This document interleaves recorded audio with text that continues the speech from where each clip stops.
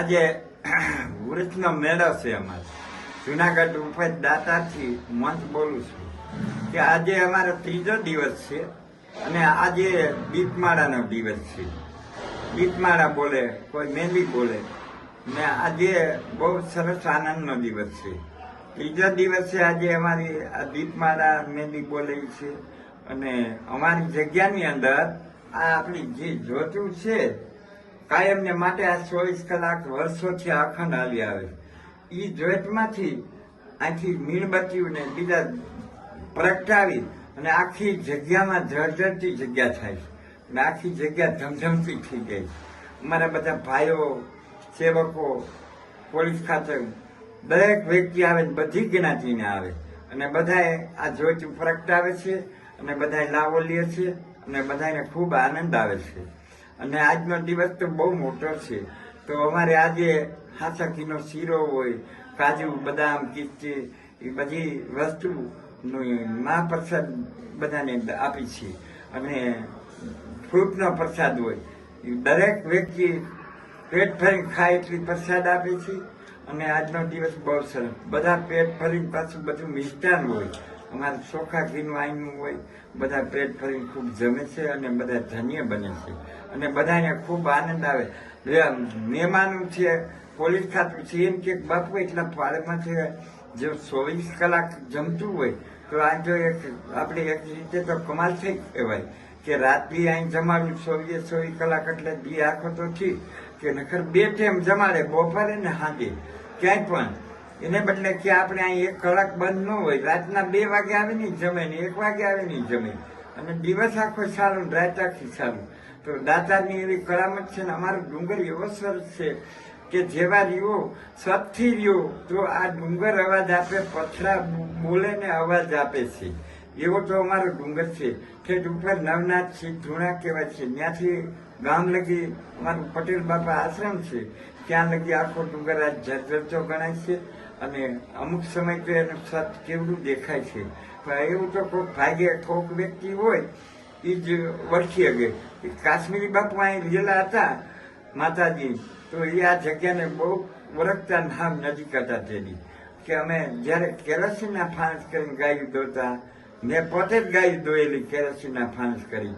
હવે એ સમય એ રહેતા અને અટાણે ત્યારે તો ઘણો ફરક થઈ ગયો છે પણ એ આ જગ્યાને ઓળખતા. એની માથે દાતાની ખૂબ દુઆ હતી તો એ ઠેઠ લગી પાર પડ્યા અને અખંડ પાર પડ્યા. એવું તો કોઈ તપ કરી નહીં શકે. અને અમે આજે પટેલ બાપા ભેગા એટલા વર્ષો ગયા, મનુ બાપુ હતા, પટેલ બાપુ હતા, કેરોસીનના ફાંસ કર્યા તો કેટલા દિવસ વયા ગયા હોય અને ત્યારે એવી રીતની ગાયું દોઈ હોય. તો અત્યારે તમારી જગ્યામાં અમને એમ થાય કે અહીં સિટી બની ગયું છે. રાત્રે તો આખી જર્જરતી જગ્યા દેખાય ને એમાં આજનો દિવસ બધી જોતથી દીવડા પ્રગટીને આખી જગ્યા જર્જરતી છે ને બહુ જ આનંદનો દિવસ છે. પછી ગુરુવારે અમારે સમાપ્ત થાય છે, કાલે છેલ્લો દી રહે. ગુરુવારે સવારે બધું બંદોબસ્ત બધું ભાગવાનું છે અને બધા ખૂબ આનંદ આવ્યો, બધા ખૂબ ખુશી થયા. મોટા મોટા બધા સાહેબો આવ્યા હતા, દરેકને બધાને ખૂબ આનંદ આવી ગયો અને બહુ ખુશી થયા. જય દાદા. કુટુંબ બાપુ ઉપલા દાતાર સેવક તરીકે સેવા બજાવું છું. આજે હમણાં જ હજુ આ ઉર્સનો મહાપર્વ ચાલી રહ્યો છે. છેલ્લા 5 દિવસ થયા. આજે દીપમાળા છે. ઉપરાંત 23 તારીખના રોજ ઉપલા દાતાર ખાતે સદલ વિધિ પણ પૂર્ણ થઈ, જે પૂજ્ય ભીમબાપુના દ્વારા પંચામૃત તેમજ ગંગાજળથી સ્નાન કરી અને દાતાર બાપુના આભૂષણો જેના દર્શનાર્થે ઘણા ભાવિકો આવ્યા હતા તે દર્શનાર્થે રાખેલ અને ત્યારબાદ ગુફામાં પધરાવી અને એ પૂર્ણ કરેલ છે. આજ રોજ હવે આ દીપમાળા છે કે જીવનમાં જ્યાં દીપ પ્રાગટ્યથી જીવનમાં જ્યોત ફેલાય અને માણસની જે કંઈ મનોકામના હોય એ પૂર્ણ થાય. આ જગ્યા વિશે કહું તો આ જગ્યા એવી છે કે કોમી એકતાનું પ્રતીક છે. કારણ કે અહીંયા કોઈ પણ જાતના કોઈ પણ જ્ઞાતિના આવે તે દરેકને મનોવાંછિત ફળ મળે છે, મનોકામના પૂર્ણ થાય છે અને એટલે જ કહેવાય છે કે માગે તે આપે તેનું નામ દાતાર. એટલે દાતાર બાપુના સાનિધ્યમાં હું છેલ્લા ઘણા વર્ષો ત્યાં છું. પટેલ બાપુના સમયમાં પણ સેવાનો લાભ મળેલ, પૂજ્ય વિઠ્ઠલ બાપુના સેવામાં પણ લાભ મળેલ, તેમજ અત્યારે હાલમાં મહંત શ્રી ભીમબાપુના સેવામાં પણ હું સેવા બજાવી રહ્યો છું શારીરિક ક્ષમતા પ્રમાણે જે પણ આદેશ થાય એ હું મારા તરફથી સેવા કરી રહ્યો છું. અને ભીમ બાપુનો વિશે કહીએ એટલું ઓછું છે, કારણ કે આજે 24 કલાક અન્નક્ષેત્ર ચાલુ રાખવું, પણ નિસ્વાર્થ ભાવે પાણી કોઈ પણ જાતના મૂલ્ય નહીં. અને એક જ એવી જગ્યા છે દાતારની કે જ્યાં તમને સીડી ઉપર ગમે ત્યાં પાણી એમને મળી જાય, નાસ્તો મળી જાય. અને ઉપરાંત એમના ભીમ બાપુના નિષ્ઠામાં એમના આદેશ અનુસાર નીચે પટેલ બાપુ આશ્રમ પણ ચાલુ કરેલ. પટેલ બાપુ આશ્રમમાં ખાસ તો શું છે કે ત્યાં કોઈ પણ યાત્રિકો આવે, તે પરિક્રમા હોય, શિવરાત્રી હોય, પટેલ બાપુની તિથિ હોય કે ઉર્સનો મેળો હોય, દરેક જગ્યામાં માણસો જેટલા આવે તે ત્યાં આવે છે. ફળાથી જે કોઈને ફળાર હોય તેને ફળાર આપવામાં આવે છે. ઉપરાંત તેને બુંદી, ગાંઠિયા, નાસ્તો, ચા તે આપવામાં આવે છે. અને ત્યાં લોકો વિશ્રામ લે છે, આરામ કરે છે. હમણાં જ ભીમ બાપુના આદેશ અનુસાર અને એમની ઈચ્છા પ્રમાણે શિરડીની બાજુમાં જ એક વિશ્રામ સ્થાન બનાવેલ છે.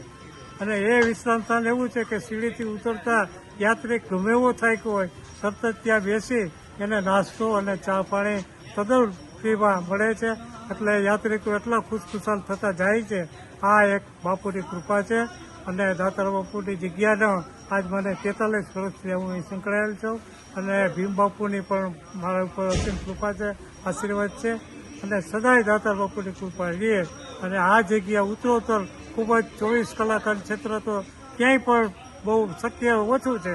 અહીં તો 24 કલાક. અને હાલમાં ભીમ બાપુ તરફથી જે કાંઈ ફળાર કે મહાપ્રસાદ આપવામાં આવે એનાથી યાત્રાળુ એટલા ખુશ થાય છે. એમને બધાને ખાસ ખાસ વંદન.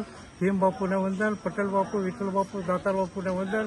અસ્તુ, જય દાતા, જય ગિરનારી. આ તો એની કૃપા છે, નહીંતર બધાના કિનારો હોય નહીં. આજના આ ઉંમરે પણ બાપુની અસીમ કૃપા છે. એ બદલ સર્વેને ધન્યવાદ. જય દાતા, જય ગિરનારી.